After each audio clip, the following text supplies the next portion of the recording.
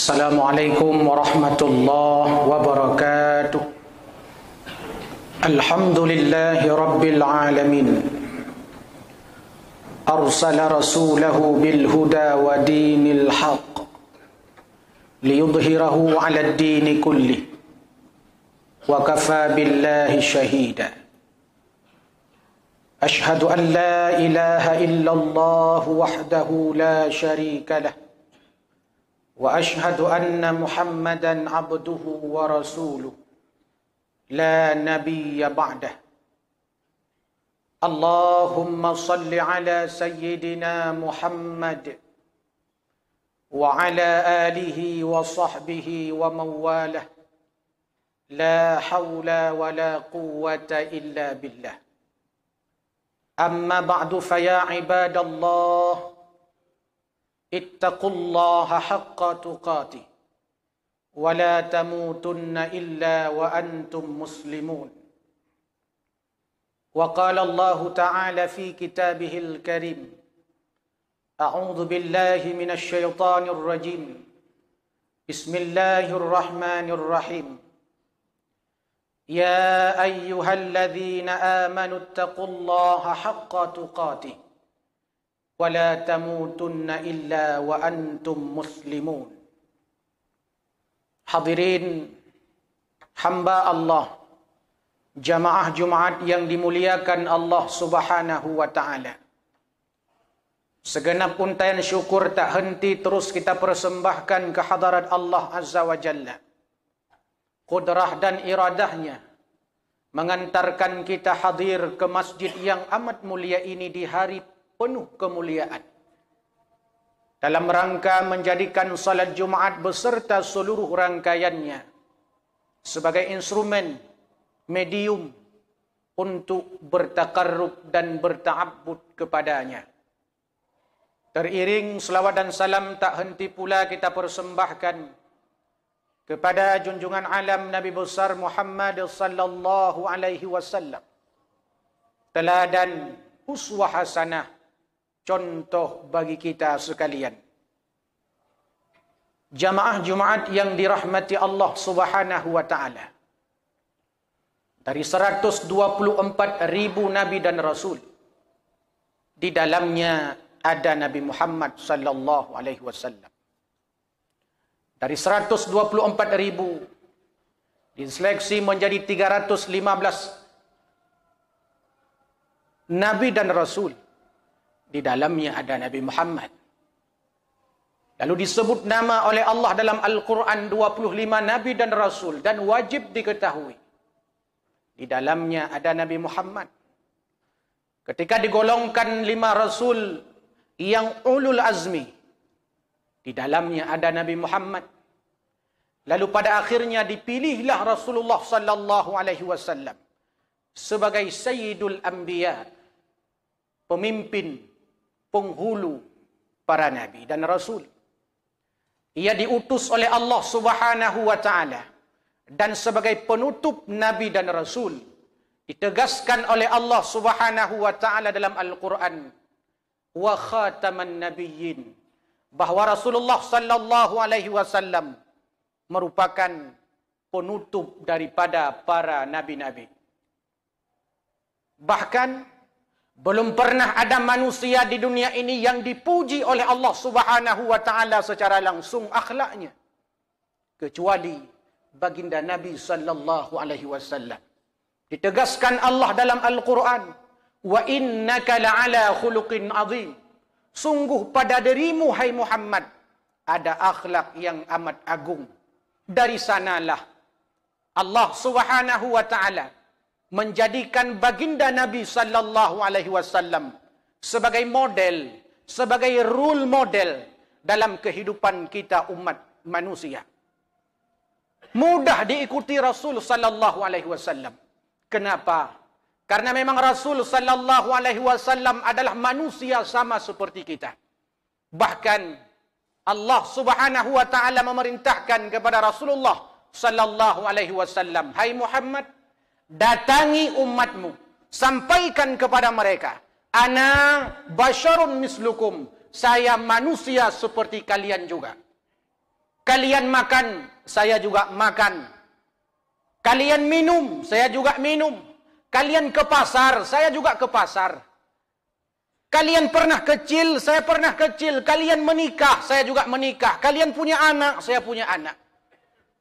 Karena Rasulullah sallallahu alaihi wasallam manusia, maka dia menjadi model dalam seluruh aspek kehidupan kita manusia. Rasulullah bisa menjadi model bagi anak kecil. Rasulullah bisa menjadi model bagi anak remaja. Rasulullah bisa menjadi model bagi pemuda, menjadi model bagi orang tua, bahkan menjadi model bagi kita orang tua. Ia merupakan pribadi yang komplit. Bisa dilihat dari ragam perspektif. Kita sebagai pimpinan, Rasulullah pernah jadi pimpinan. Kita sebagai pendakwah, Rasul sallallahu alaihi wasallam juga sebagai utusan Allah pembawa risalah. Kita sebagai orang tua, Rasulullah juga orang tua.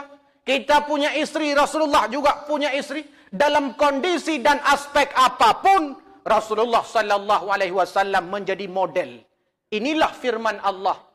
Laqad kana lakum fi Rasulillahi uswatun hasanah. Telah ada pada dirinya uswah hasanah, teladan akhlak yang amat mulia kepada kita umat manusia. Jamaah Jumat yang dimuliakan Allah Subhanahu wa taala. Rasulullah sallallahu alaihi wasallam diutus pada satu era dan masa yang kita kenal dengan masa jahiliyah. Bukanlah satu masa yang penuh dengan kebodohan. Orang-orang jahiliyah bukanlah orang-orang bodoh. Mereka bukanlah orang-orang kolot. Mereka bukanlah orang-orang kuno. Orang-orang jahiliyah itu adalah orang-orang hebat. Mereka bisnismen, mereka pakar politik, mereka ahli strategi, mereka seniman. Mereka mampu membuat kantong-kantong perdagangan di Taif, di Syam, yang sekarang sudah berkembang menjadi Yordania, Palestina, dan seterusnya. Mampu dibuat oleh mereka kantong-kantong perdagangan. Hebat ahli dagang jahiliyah itu. Lantas kenapa jahiliyah itu di kepala kita menjadi sosok, menjadi era yang sangat mengerikan? Karena mereka tidak punya akhlak kepada Allah Subhanahu wa taala. Itu saja kekurangan mereka. Teknologi pada saat itu mereka hebat, intelektualnya luar biasa. Jaringan untuk melakukan komunikasi dan berdagang juga hebat. Bahkan mereka adalah orang-orang yang mengakui Allah Subhanahu wa taala sebagai Tuhan. Digambarkan Allah dalam Al-Quran. Kalau seandainya kalian bertanya kepada orang-orang jahiliyah itu, "May yarzuqukum?" Siapa yang memberikan rezeki kepada kalian? Pasti mereka akan menjawab, "La yaqulunallah." Allah. Kalau ditanyakan kepada mereka orang-orang jahiliyah, "Man khalaqakum?" Siapa yang menciptakan kalian? La yaqulunallah. Mereka pasti akan menjawab, Allah. Siapa yang menurunkan air dari langit? Siapa yang bisa mengeluarkan sesuatu benda mati dari benda hidup daripada benda mati? Mereka pasti akan menjawab, Allah. Bahkan kalau ditanyakan kepada orang-orang jahiliyah, siapa yang akan mengabulkan doa-doa kalian?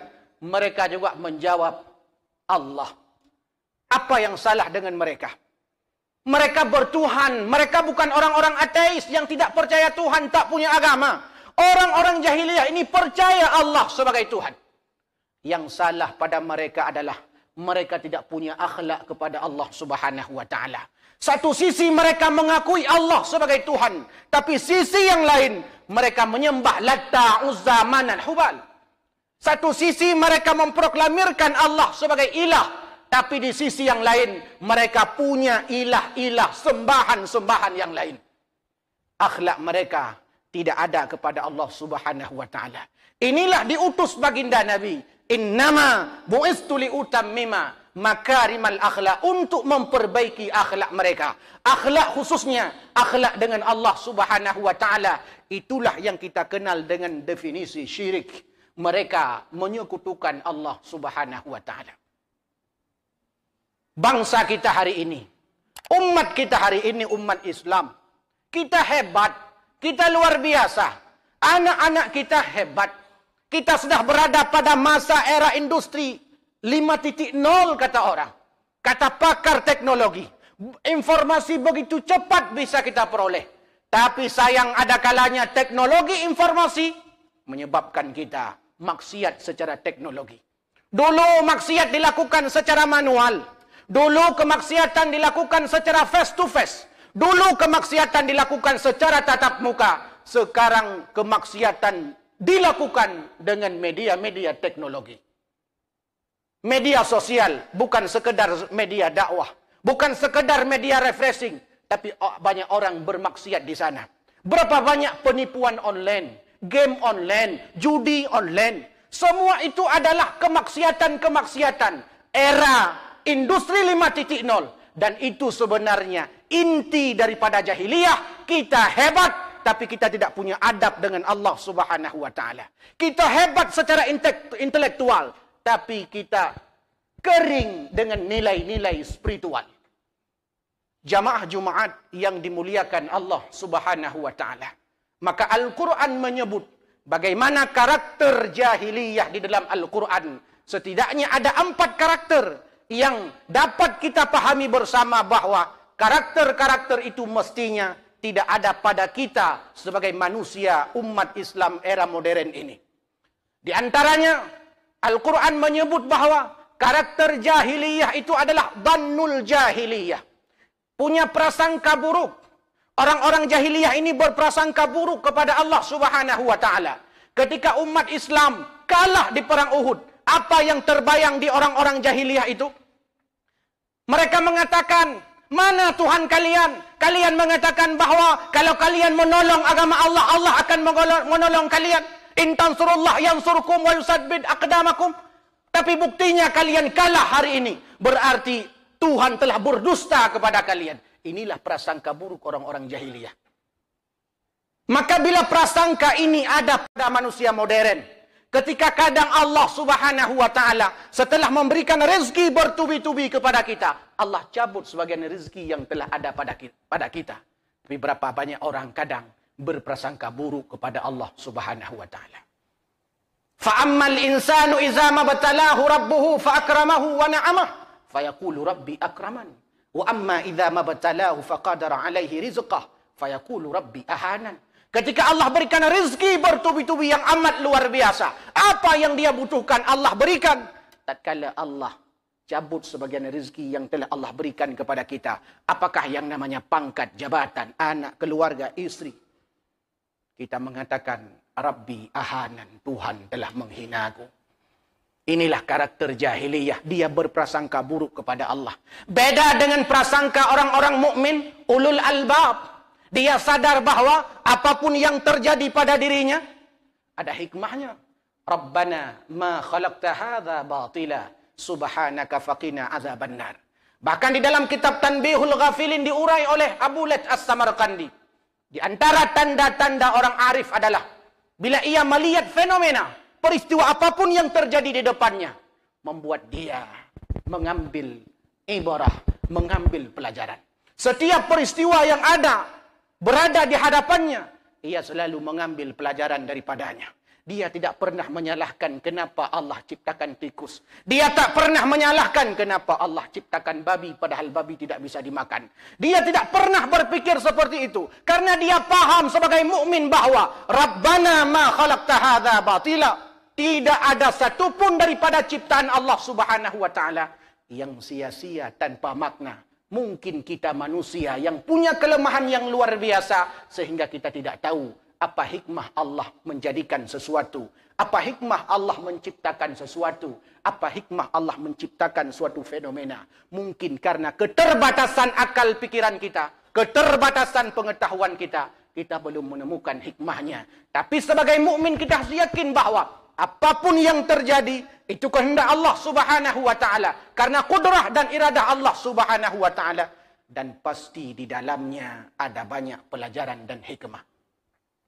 Di antara yang lain karakter jahiliyah digambarkan oleh Allah dalam Al-Qur'an adalah tabarrud jahiliyah, berpenampilan jahiliyah. Maka Allah mengatakan kepada perempuan-perempuan agar mereka tetap tinggal di rumah. Wala tabarrajna tabarrujal jahiliyah. Janganlah kalian itu berpenampilan seperti penampilan jahiliyah. Bagaimana penampilan jahiliyah? Mereka membuka aurat, senang keluar rumah di malam hari. Ketika seseorang perempuan senang keluar rumah di malam hari, pasti ia ingin menampakkan kemolekan, keindahan, kecantikan daripada tubuhnya. Inilah jahiliyah. Lihat era hari ini, berapa banyak perempuan-perempuan di malam hari mereka keluyuran. Kadang-kadang itu anak kita, kadang-kadang itu istri kita, kadang-kadang itu keluarga kita. Kita tak pernah menegurnya. Mereka keluar duduk nongkrong di warung kopi. Belum pernah kita lihat dalam sejarah Aceh ada orang-orang perempuan, wanita-wanita duduk di warung-warung kopi bersamaan dengan lelaki. Ini PR kita hari ini. Lihat pembisnis-pembisnis, SPG di malam hari, jual rokok jam 12 malam, jual rokok jam 11 malam. Kemana orang tuanya? Kemana keluarganya? Padahal mereka perempuan-perempuan yang baik, yang taat kepada Allah ada kalanya. Tapi karena kepentingan untuk sesuap nasi mencari rezeki, lalu dibiarkan oleh keluarganya bekerja di malam hari. Inilah sebenarnya di antara jelmaan jahiliyah era modern. Yang ketiga, orang-orang jahiliyah itu adalah hamiyatul jahiliyah, fanatisme golongan yang amat kuat. Mereka merasa benar sendiri. Mereka merasa hebat sendiri. Maka ketika fanatisme golongan ini lalu menganggap kitalah yang akan masuk surga, kitalah yang paling suci, kitalah yang paling hebat, kitalah yang paling tahu, kitalah segala-galanya, tanpa sadar telah masuk jelmaan jahiliyah modern kepadanya. Mungkin orang melakukan hal yang lain itu karena mereka paham, karena mereka mengerti. Mungkin saja kita belum mengerti. Ketika muncul fanatisme golongan dan menganggap diri yang paling baik, menganggap diri yang paling hebat, menganggap golongan kita yang paling baik, paling hebat, lalu menganggap yang di luar kita itu adalah orang lain, padahal umat Islam, padahal saudara kita sesama Muslim, padahal saudara kita seakidah, seagama. Lantas kita keluarkan dari grup kita, dikenal dalam teori in group, out group. Menyekan ia lihop, menyekan rawa teman dumgop. Inilah konsep yang ditawarkan. Sehingga kita terpecah. Sehingga kita terbelah. 87% umat Islam di Indonesia. Dalam penelitian disebutkan di Indonesia ini, dari 10 orang yang kaya, hanya 1 orang yang Muslim. Dari 10 orang kaya di Indonesia ini, hanya 1 yang Muslim. Kenapa? Padahal kita mayoritas secara kuantitas, tapi kita minoritas secara kualitas. Politik orang yang bicarakan. Siapa idola anak muda dalam politik hari ini? Rata-rata pengamat-pengamat non-Muslim. Seakan-akan kita lihat dia sedang membela kita, Iya, sedang membela kita karena ada kepentingan. Itulah memang keahlian mereka. Walan tardha ankal yahudu walan nasara hatta tattabi'a millatahum. Lantas kita lebih senang kepada mereka, tetangga kita yang Muslim, saudara kita yang Muslim, golongan yang berbeda dengan kita padahal Muslim. Allah telah menegaskan innamal mu'minuna ikhwah. Sesungguhnya sesama kita Muslim itu bersaudara. Digambarkan dengan kalimat akhun, saudara, laksana saudara kandung, akhun. Bahkan kekuatan iman, jalinan iman, ikatan iman itu lebih dekat daripada kedekatan kita secara biologis. Ada tetangga kita yang Muslim, ada saudara kita, kadang adik atau abang kita atau siapa saja yang ada hubungan keluarga dengan kita, tapi non-Muslim. Secara keagamaan kita lebih dekat dengan tetangga itu yang Muslim. Innamal mu'minuna ikhwah. Fanatisme golongan inilah yang menyebabkan jahiliyah itu disebut jahiliyah. Karena mereka bukan orang-orang bodoh, tapi fanatisme golongan yang amat luar biasa. Yang terakhir, jamaah Jumat yang berbahagia. Orang-orang jahiliyah itu, mereka tidak berhukum dengan hukum Allah.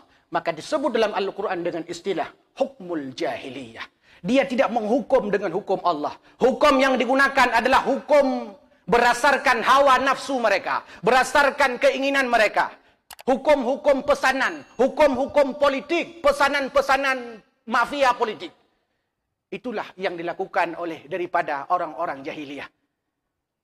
Ketika perkara-perkara yang melanggar aturan agama kita biarkan, kita lihat di depan mata kita, lalu tak pernah kita cegah. Kita sebagai pimpinan tak pernah kita keluarkan kebijakan. Kita sebagai rakyat biasa, sebagai tokoh ada kalanya, tak pernah kita cegah orang lain berbuat maksiat. Lalu maksiat dilakukan secara terang-terangan. Inilah yang paling bahaya, lama-lama akan menjadi orang-orang jahiliyah juga, tapi jahiliyah modern. Maka dalam sebuah hadis, Rasul mengingatkan kita, Allah tidak akan mengazab suatu kaum karena dosa-dosa tertentu di dalam kaum tersebut. Allah tidak akan mengazab suatu kaum karena dosa-dosa orang-orang tertentu di dalam kaum tersebut. Akan tetapi Allah akan mengazab suatu kaum karena dosa-dosa orang tertentu di dalam kaum tersebut yang dilakukan secara terang-terangan, tapi tidak ada yang mencegahnya. Dulu perempuan dibunuh oleh orang-orang jahiliyah ketika masih kecil, tapi ketika mereka sudah lahir ke dunia. Tapi aborsi, perzinahan, yang menyebabkan orang hamil di luar nikah. Lalu kadang-kadang anak yang ada dalam kandungan itu digugurkan. Mana lebih parah modern dengan jahiliyah yang sebenarnya di masa lalu. Inilah yang perlu menjadi renungan. Maka diturunkanlah Rasulullah sebagai model. Kalau kita benar cinta Rasulullah, makanlah seperti Rasulullah makan. Kalau sebenarnya kita benar-benar cinta kepada Rasulullah, berpolitiklah seperti Rasulullah. Beragamalah seperti Rasulullah. Bersahabatlah seperti Rasulullah bersahabat. Berumah tanggalah seperti Rasulullah berumah tangga. Mendidik anaklah seperti Rasulullah mendidik anak. Inilah yang perlu kita bangun. Karena Rasulullah itu manusia. Tapi walaupun manusia, dia berbeda dengan manusia biasa. Basyarun la kal basyari. Manusia memang, tapi bukan seperti manusia biasanya. Kenapa? Karena pada diri Rasulullah sallallahu alaihi wasallam, wa ma yantiqu 'anil hawa in huwa illa wahyu yuha. Diberikan wahyu oleh Allah Subhanahu wa taala. Mudah-mudahan menjadi renungan bagi kita dan muhasabah. Amin ya rabbal alamin. Barakallahu li wa lakum fil Qur'anil azim. Wa nafa'ani wa iyyakum bima fihi minal ayati wa dzikril hakim. Wa taqabbala minni wa minkum tilawatahu innahu huwas samiul basir.